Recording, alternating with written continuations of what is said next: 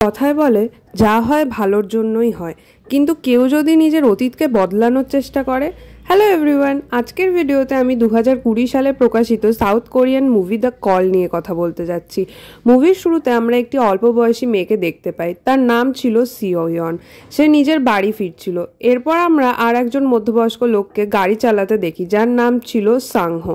সাংহো ছিলেন একজন স্ট্রবেরি ফার্মের মালিক। তিনি অলরেডি সিওইয়নের পূর্ব পরিচিত ছিলেন। এরপর আমরা জানতে পারি রাস্তায় নিজের ফোন হারিয়ে ফেলায় সিওইয়ন বাড়িতে থাকা একটা ওল্ড ফোন দিয়ে নিজের নম্বরে কল করে। শুরুতে কেউ একজন ফোন ধরে ফোন ফিরিয়ে দেওয়ার বদলে টাকা চাইলেও পরে ফোন কেটে দেয়। এরপর সিওইয়ন হসপিটালে নিজের মায়ের সাথে দেখা করতে যায়। তার মায়ের ব্রেন টিউমার হয়েছিল। সিওইয়ন তার মাকে একদম পছন্দ করতো না, কারণ একবার তার মা গ্যাস অফ করতে ভুলে যাওয়ায় একটা ভয়ানক অ্যাক্সিডেন্টে সিওইয়নের বাবা মারা যায়। এরপর সিওইয়ন তার বাবার কবর দেখতে যায়। বাড়ি ফিরে সিওইয়নের কাছে সেই ফোনে একটা কল আসে। সে দৌড়ে গিয়ে ফোনটা ধরলে ফোনের উল্টো দিক থেকে একটি মেয়ে বলতে থাকে, তুমি ঠিক বলেছিলে, মা অনেক খারাপ। মেয়েটি নিজের নাম ইয়ংসুক বলে ও তার বাড়ির অ্যাড্রেসও দিয়ে দেয়। সিওইয়ন যখন জিজ্ঞেস করে তুমি কে, তখন ইয়ংসুক বলে এটা সংহি স্টোর না।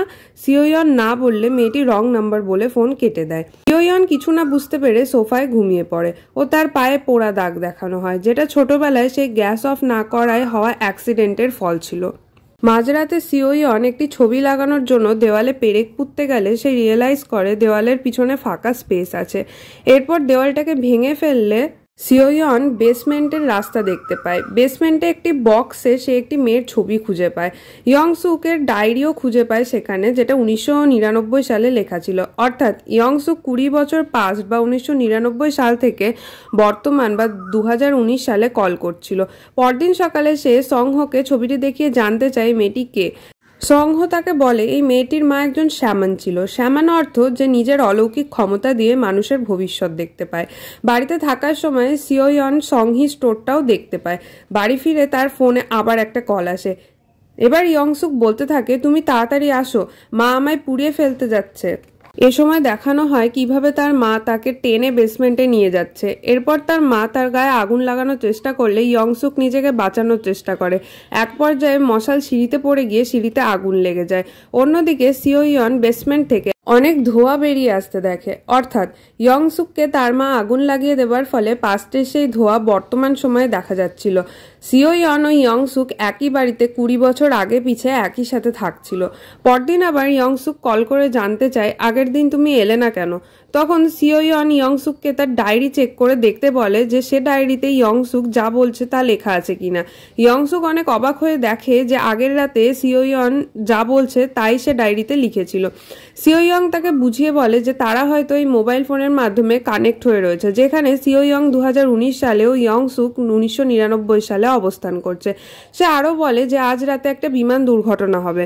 এরপরের দৃশ্যে আমরা দেখতে পাই ইয়ংসুককে তার মা এমন ডিনার সাজিয়ে দিয়েছে যা তার খেতে একদম ভালো লাগে না, কিন্তু সে বাধ্য হয়ে খেতে থাকে। এমন সময় টিভিতে বিমান দুর্ঘটনার খবর দেখানো হয়। এটা দেখে সে সিওইয়ং এর সব কথা বিশ্বাস করে নেয়। এই সময় এটাও জানা যায় যে এই মহিলা ছিলেন ইয়ংসুকের সৎ মা। পরদিন ইয়ংসুক আবার সিওইয়নকে কল করে। ফোনে তারা অনেক গল্প করেও এবার তাদের ভালো বন্ধুত্ব হয়ে যায়। এক পর্যায়ে সিওইয়ং ইয়ংসুককে তার ছোটবেলায় হওয়া অ্যাক্সিডেন্ট ও তার বাবার মারা যাওয়ার কথা জানায়। এ সময় হঠাৎ ইয়ংসুকের মা আসছে বলে সে ফোনটা কেটে দেয়। এরপরের দৃশ্যে দেখানো হয় 20 বছর আগে সিওইয়ন তার বাবা মার সাথে ইয়ংসুকের বাড়ি কিনতে আসে। তাদের দেখে ইয়ংসুক সাথে সাথে সিওইয়ংকে কল করে ও ফোনে 20 বছর আগের ছোট সিওইয়ং ও তার বর্তমানে মৃত বাবার গলার আওয়াজ শোনায়। এরপর ইয়ংসুক ঠিক করে সে সিওইয়ং এর বাড়ি গিয়ে গ্যাস অফ করে দেবে যাতে আর দুর্ঘটনা না হয় ও এবার সিওইয়ং এর বাবা বেঁচে যাবে। এরপরের দেশে দেখানো হয় ছোট সিওইয়ং খেলনাবাটি খেলছে আর তার মা নেল পলিশ পরছে। এরপর তার মা কাজে বেরিয়ে গেলে ইয়ংসুক গ্যাস অফ করে দেয়। এর ফলে সেদিন সিওইয়ং এর বাবার মৃত্যু হয় না। এর ফলে 2019-এ সব বদলে যেতে থাকে। তার অগোছালো বাড়িটা ধীরে ধীরে খুব সুন্দর হয়ে ওঠে।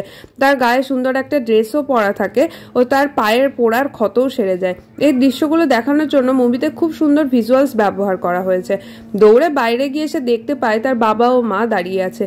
খুশিতে সে তার বাবাকে জড়িয়ে ধরে। এসব পরিবর্তন শুধু তারই মনে ছিল, তার মা বাবার কাছে তো এটা একটা নর্মাল দিনই ছিল। সিওইয়ং ফোন করে ইয়ংসুককে অনেক ধন্যবাদ দিতে থাকে। এভাবে চলতে চলতে একদিন ইয়ংসুক ইয়ংসুকের মা তাকে ফোনে কথা বলতে ধরে ফেলে। এরপর তার মা ফোন কেড়ে নিয়ে সিওইয়ংকে আর কোনোদিন কল করতে মানা করে। সে ইয়ংসুককে বেসমেন্টে নিয়ে গিয়ে তার উপর অদ্ভুত মন্ত্র পড়ে ও তাকে মারতে থাকে। পরদিন আবার ইয়ংসুক সিওইয়নকে কল করে। এবার সিওইয়ন তাকে বলে যে আজ রাতে তোমার মা তোমায় মেরে ফেলবে, তুমি সাবধান থেকো। সিওইয়ন আসলে ইন্টারনেট থেকে এই খবর পেয়েছিল। সত্যিই সেদিন রাতে তার মা তাকে মেরে ফেলতে চেষ্টা করে, কিন্তু আগে থেকে সতর্ক ইয়ংসুক বিছানায় তার জায়গায় একটা পুতুল রেখে দিয়েছিল, ফলে সেদিন সে মারা যায় না।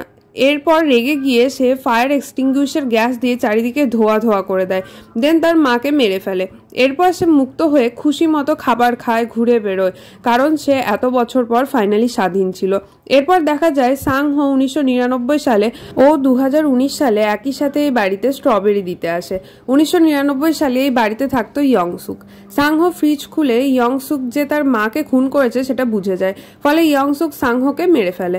মারা যাওয়ার আগে সাংহো সাহায্যের আশায় ইয়ংসুকের ফোন থেকে কল করে, কিন্তু দেখা যায় কল সিওইয়ং এর কাছে পৌঁছায়। সিওইয়ং কিছু বুঝতে পারে না, কিন্তু নিচে দৌড়ে গিয়ে তার বাবা মাকে জিজ্ঞেস করে সাংহো কোথায় গেল।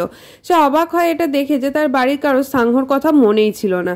সে দৌড়ে স্ট্রবেরি ফার্মে যায়, সেখানে কিছুই ছিল না। এরপর সে দৌড়ে থানায় যায় ও সাংহোর কথা জিজ্ঞেস করে। তখন একজন পুলিশ অফিসার জানায় যে 20 বছর আগে তো সাংহো মারা গিয়েছে। সে আরো বলে ইয়ংসুক নামের একজন মেয়ে তাকে মেরে ফেলেছে। অন্যদিকে দেখানো হয় পুলিশ ইয়ংসুকের বাড়িতে আসে। তারা সাংহোর ব্যাপারে প্রশ্ন করে। এক পুলিশ অফিসারের একটু সন্দেহ হলে তারা সেখান থেকে চলে যায়। এরপর ইয়ংসুক আবার সিওইয়নকে কল করে। সিওইয়ন বলে যে তোমার মা ও সাংহোকে তুমি খুন করে ফেলেছো। তবে সিওইয়ং যে ভুলটা করে তা হলো সে বলে ফেলে যে পুলিশ আজ তোমায় ধরে ফেলবে ও তুমি সারা জীবন জেলে কাটাবে। সে সবে তার মায়ের জেল থেকে মুক্তি পেয়েছে, তাই কোনোভাবেই সে মেনে নিতে পারে না যে তাকে আবার জেলে বন্দী হয়ে থাকতে হবে। সে সিওইয়নকে বলে খোঁজ করে তাকে জানাতে যে পুলিশ কিভাবে ইয়ংসুককে ধরবে। সিওইয়ন কলটা কেটে দিলে ইয়ংসুক আবার কল করে বলতে থাকে আমি তোমার বাবাকে বাঁচিয়েছি, এখন তোমাকে আমায় সাহায্য করতেই হবে। সিওইয়ন আবার ফোনটা কেটে দেয়। সে ভয়ে কাঁদতে থাকে, আর বিশ্বাস হচ্ছিল না সে একজন সিরিয়াল কিলারকে প্রাণে বাঁচিয়েছে। এবার ঘটনা অন্যদিকে মোড় নেয় যখন ছোট সিওইয়ং তার বাবার সাথে ইয়ংসুকের বাড়িতে আসে। আজ তাদের এই বাড়িটা কিনে নেওয়ার দিন। রেজিস্ট্রি অফিসে অনেকক্ষণ ইয়ংসুকের মায়ের জন্য অপেক্ষা করার পরেও যখন সে আসে না, তখন তারা সরাসরি তার বাড়িতে চলে আসে। ইয়ংসুক ভয় দেখানোর জন্য সিওইয়নের বাবাকে মেরে ফেলে। 2019-এ সিওইয়ন তার বাবার সাথে গাড়ি চালানো শিখছিল, কিন্তু অতীতের টাইম লাইনে ইয়ংসুক তার বাবাকে হত্যা করায় বর্তমান থেকেও তার বাবা হারিয়ে যায়। সিওইয়ন নিজের বাড়ি এসে দেখে তার বাড়ি একটা পুরো বাড়িতে পরিণত হয়েছে। ইয়ংসুক আবার সিওইয়নকে কল করে ও এবার তাকে মেরে ফেলার ধমকি দেয়, কারণ ছোট সিওইয়ংকে বন্দি করে সে রেখেছিল।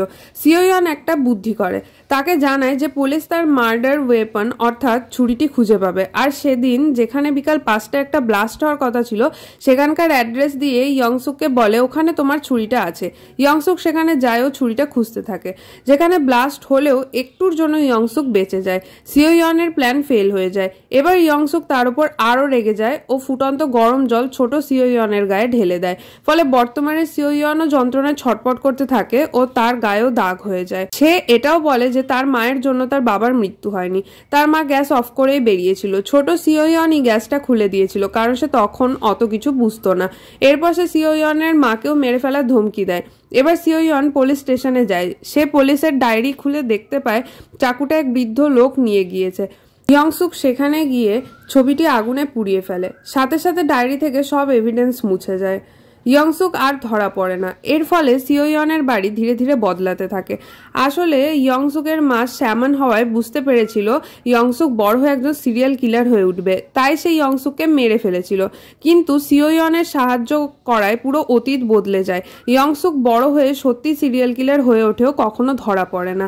তার ঘর পুরো ফ্রিজে ভরা ছিল, যেখানে সে মানুষ মেরে রেখে দিত।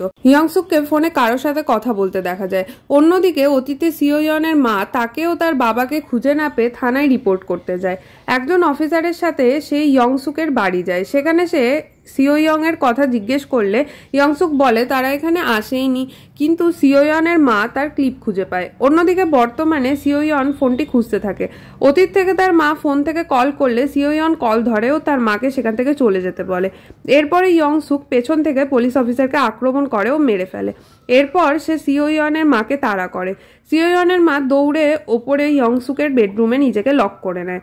ইয়ং সুক চাকু দিয়ে দরজায় বারবার আঘাত করতে থাকে। একই সাথে অন্যদিকে ভবিষ্যতের ইয়ং সুক ভবিষ্যতে সিওইয়নকে আক্রমণ করে ও তাদের মধ্যে মারামারি হয়। একসময় সিওইয়ন একটা রুমের মধ্যে নিজেকে লক করে। অপরদিকে সিওইয়নের মা সাহায্যের আশায় ফোন থেকে কল করতে থাকে, কিন্তু প্রতিবারের মতো এবারও কলটি সিওইয়নের কাছে যায়।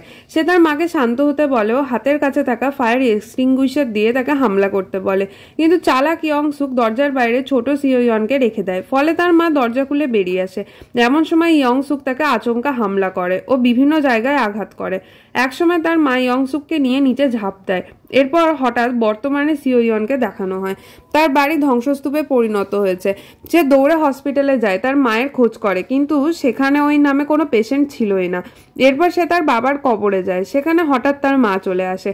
তার মায়ের গলায় সে কাটা দাগ দেখা যাচ্ছিল, যা অতীতে ইয়ং সুকের সাথে মারপিট করতে গিয়ে হয়েছিল, অর্থাৎ সেদিন তার মা মারা যায়। সিওইয়ন তার মায়ের সাথে এরপর খুশি খুশি যেতে থাকে, কিন্তু মাঝপথে তার মা অদৃশ্য হয়ে যায়। এরপর আবার ইয়ং সুককে ফোন রাখতে দেখা যায় ও তার বন্দি করে রাখা মেয়েটির মুখ থেকে সাদা পর্দা সরানো হয়। দেখা যায় সেটা আর কেউ নয় বরং সিওইয়ন। এখানেই মুভিটি শেষ হয়। অর্থাৎ সেদিন ভবিষ্যতের ইয়ং সুক অতীতের ইয়ং সুককে কল করে বলেছিল তার বাড়িতে পুলিশ আসছে তাকে ধরতে, সে যেন সাবধান হয়ে যায়, এবং আলটিমেটলি ইয়ং সুক ধরা পড়ে না। অন্যদিকে নিচে পড়ে ইয়ং সুক মারা গেছে মনে হলেও সে মারা যায়নি। পরে তার জ্ঞান ফিরে আসে ও সিওইয়নের মাকে সে মেরে ফেলে। এজন্য ভবিষ্যৎ থেকে তার মা উধাও হয়ে যায়। আর সেদিন থেকে 2019 অব্দি 20 বছর ধরে সিওইয়ং ইয়ং সুকের কাছেই বন্দি ছিল, সে কখনো ছাড়াই পায়নি। So that's it for today guys. এই মুভিটা আমার ভীষণ ভালো লেগেছে, আর কোরিয়ান থ্রিলার মুভিগুলো তো এমনিতেও সেরাই হয়। ভিডিও ভালো লাগলে ভিডিওটাকে লাইক করে দিও, আর এরকম আরো মুভি এক্সপ্লেনেশন দেখার জন্য চ্যানেলটিকে সাবস্ক্রাইব করে দিও।